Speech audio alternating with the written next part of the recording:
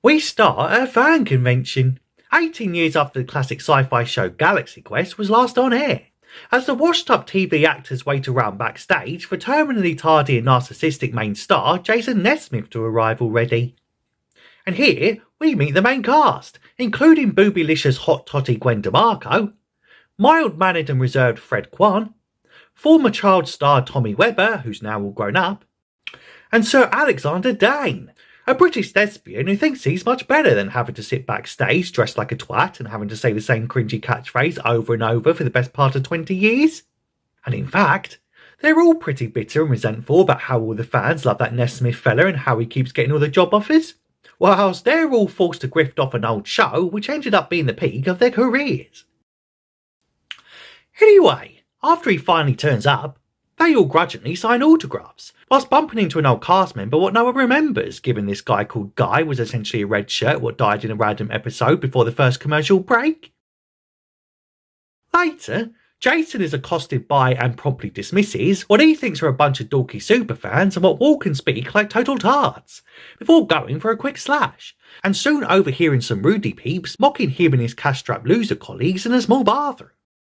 So naturally, he snaps at some more superfans at his signing desk, including a young Justin Long, and presumably for just being Justin Long, and then goes on a solo bender to drown his sorrows after realising he's essentially the equivalent of a has-been Doctor Who actor nowadays. Anyway, the next morning, he wakes up to the sight of them pale honkies at his window, saying they're actually real-life space aliens called Thermians, and what are being hunted throughout the galaxy by some naughty villain called General Sarris. But still half drunk and also half nude from the night before, he just thinks they're overzealous cosplayers, until they beam him up to their spaceship so he can negotiate a peace treaty on their behalf, given they received transmissions of his old sci-fi show and now stupidly think he's a real-life space commander. Kia! Imagine believing what you see on TV. Next they'll be saying that BBC News is the most credible broadcast station in the galaxy, and that they can't wait to meet that shape-shifting time-travelling bloke in the blue police box. And thinking he's just still on a particularly elaborate set for a gig, James just nonchalantly orders them to fire everything they have at this badass general fella, so he can get back to the second day of the convention already. And after they just give him a radio communicator when he cheekily asks for a fucking limo to take him back home, he just can't believe he seems to be on a bona fide spaceship and now stuffed inside some sort of gooey full-body condom. And much like my wife's boyfriend Tyrone after donning an extra-large full-fit sheath, he soon plunged into the depths of a black hole. Mission. The next day, Jason is so excited that he bumps into them dweeby space cosplayers again, and accidentally swaps communication handsets with a young Justin Long. No!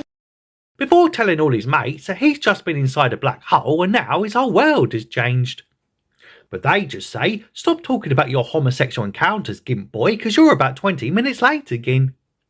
And after initially refusing to join him on his mission to battle Sarris, now the Thermians have said he survived and is back causing trouble again, they end up joining him after all when they get hit with a bad case of FOMO and worry he might actually be talking about a paid gig, and are then promptly beamed up to the ship, along with that random red shirt fella who just happened to be randomly hanging around. Okay. And naturally, they have a proper meltdown from their first experience of interdimensional space travel, and from being confronted by horrifically ugly squid monsters upon arrival. But luckily, and much like the current day Kardashian clan, they soon hide their disgusting true forms by artificially changing their appearances with digital filters.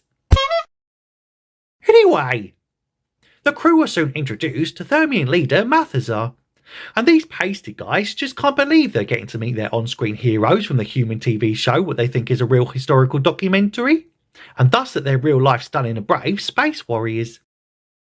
So naturally, they've gone and built a real-life replica of the spaceship they used to fly on said TV show, and down to the very last detail.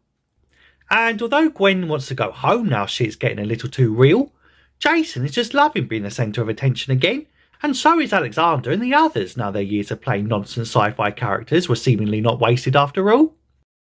Anyway, they then all take the same positions as they had in the show, and in a shocking twist what no one could ever see coming.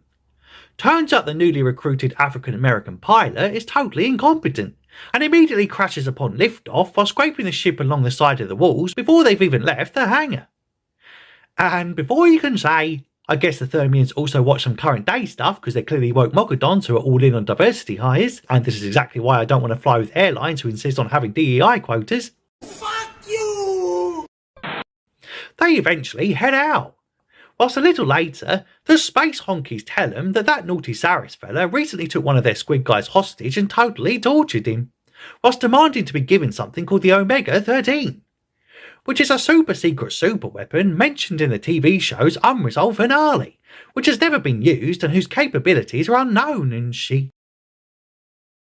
Also later, said naughty Sarris fella turns up again and totally demands a Smegma-13 super weapon. Omega-13 super weapon? And much like the Pentagon on 9/11, they soon find themselves under attack by secret missiles. Allegedly. So, running out of options, they totally cuck and decide to get the heck out of Dodge. And much like that budget Power Ranger series back in the day, they soon shift into turbo.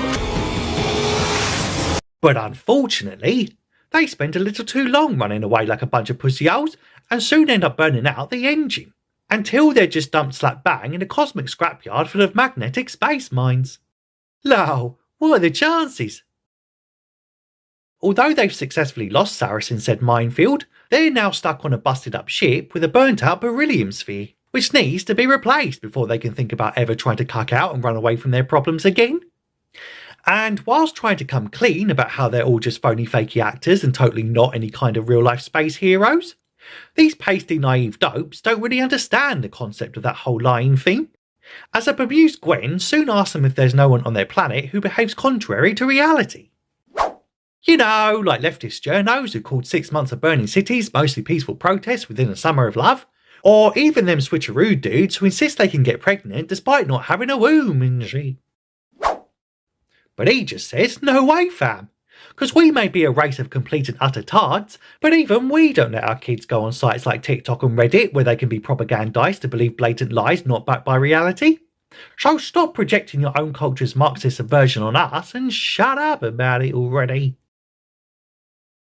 Anyway, after a creepy stalker Thermian called Quellex sucks up to old Alex and then gets bollocked for trying to get him to say his famous catchphrase, what he hilariously despises, Freddy Boy promptly gives them a Zoom call from the busted up engine room and says, "Good news, everyone!" as they've totally found a planet what has another one of them brilliant sphere thingies. And after Guy has an emotional meltdown about how he's just a random extra with no surname and thus very likely the first to get deaded, his colleagues tell him to chill out, bro, because they've got a chocolate fella on the team, and these lot always die first. A little later, and they then land on the planet, and soon come under attack by a bunch of vicious midgets. And I can totally relate, because I used to be a primary school teacher in Lewisham. And man, those little shits can be cruel when they don't get their chocky milk in the morning and then gang up on you with knives till you totally cuck and let them go out for playtime 10 minutes early. Anyway, they promptly get the brilliant sphere back to the ship. But because Jason's too busy smacking up his resentful castmate, who's again got off on one of his jealous rants, he probably falls out the back of the pod and is promptly left behind by the autopilot to be gobbled up by the weird-ass monkey midgets. After the gang get back to the ship, they try to beam Jason back up Star Trek style. But wisely first decide to test the untested teleportation tech on a nearby pig monster. But much like my arse on Taco Bell night, it just turns inside out and instantly explodes. Bruh. So the weird-ass micro monkey midgets then summon a giant fuck-off rock monster for shits and giggles. And although a highly anxious Quan tries to back out of doing any more teleporting, given he just turned an innocent pig monster into a mess of mashed up flesh and goo, aka current day Katie Price, he eventually mans up when he catches the eye of a hot totty female honky alien turn up on the bridge, and successfully beams up his mate, though unfortunately without his shirt. And before you can say, for the love of God, please can we get Gwen to go in next? Oh, good lord! Everything seems a-okay now they have a working engine again and Nesmith's found a new shirt to cover up his middle-aged yucky man nipples. But also, unfortunately, turns out General Sarris has found him and taken that dopey Mathazar fella hostage. And the perpetually positive Thermian leader then gets his world rocked after Jim comes clean about the deception and thereby tells him his whole life is a lie. And poor Mathazar just can't believe that Tim Allen is just a washed-up actor in a film playing a washed-up actor in a TV show. And they're now more screwed than Stormy Daniels in 2018's Grab Her By Their Pussy parody. Not that I would know anything about that. Anyway, Sarris soon suffocates the Thermians in an enclosed room, and then activates a self-destruct mechanism before returning to his ship. But luckily, Jimmy Boy calls up his old space dweeb superfan chum via that communicator what he accidentally swapped with him earlier, and asks a young Justin Long and co, who have intimate geeky knowledge of the show's ship's design, how to disarm the giant fuck-off bomb and shit. Elsewhere, Dane meets back up with his own creepy stalker superfan, Quellic, whilst James and Gwen are guided through to the Omega-13 chamber, where it's soon revealed by the Uber Geeks that it's rumoured to be some sort of matter rearranger, and thereby allowing a 13-second time jump to the past because reasons. Meanwhile, pussy old cuckboy Guy finally nuts up, and volunteers to go do a suicide mission to clear out a room full of Sarris' goons, and so they can turn the oxygen fan back on and totally save all the dying Thermian fellas. But Quan just says stop pissing about completing your character arc because I've got a better idea. Which just involves doing what he does best, and soon locks the bad guys in a small room with that giant stone monster fella, and bringing a whole new meaning to being between a rock and a hard place.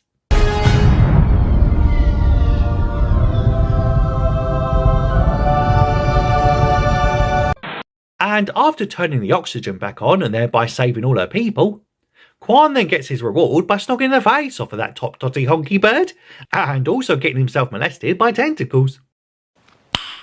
Nice. Whilst poor Alex just can't believe they're all now chanting for his old rival Nesmith, even though he was the one that broke him out of the room. But before he can whine and cry about it, his little bum buddy sidekick fella gets himself penetrated, but not in a good way.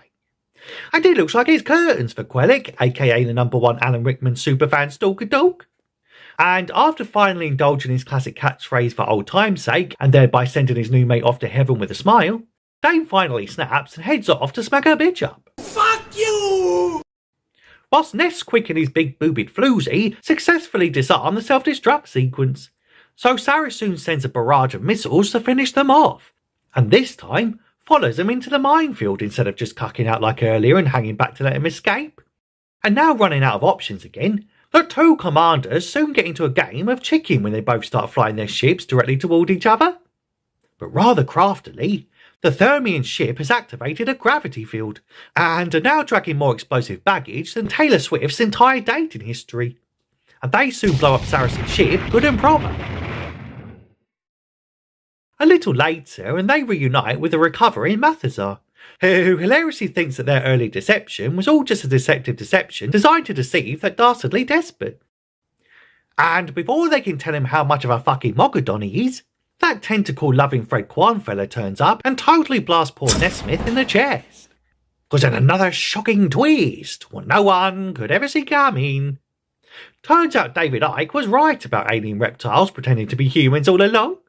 As Sarris then starts blasting all the other cast members in slow motion for good measure, including big boobied floozies with unbuttoned shirts, chocolate diversity hires what love scratching up perfectly good ships before they've even left the hangar, big boobied floozies with unbuttoned shirts, British thespians in silly head prosthetics, and even big boobied floozies with unbuttoned shirts. I like it a lot. And now out of options yet again after all his mates just got deaded right in front of him, he activates the Omega-13 thingamajig and totally stops the phony fakey tentacle perv before he can start blasting. And this time, even that chief retard bloke gets to smack up his archenemy and totally save the day. Never give up. Never surrender. Oh, shut up. But unfortunately, they now all have to leave the ship or else it'll crash into Earth because reasons. So the lovable space honkies then say a fond farewell and even get a pity air kiss from Gwen. As the tentacle lady decides to stay with her new human simp Mr. Kwan and presumably to start some kind of squid themed OnlyFans page and then have lots of calamari babies together and shit. Anyway, much like most romantic encounters on Grindr these days, They enter a black hole and then immediately part ways, enabling our heroes to land on Earth in one piece. Though not before smashing up more motors than a Fast and Furious sequel. And as they crash into the Comic-Con convention hall to a crowd of adoring fans, Nesmith finally yeets that relentless space cockroach Sarris once and for all, before then getting his reward and knocking the face off of his big-boobied floozy. His lovely and highly respected co-star Gwenda Marco.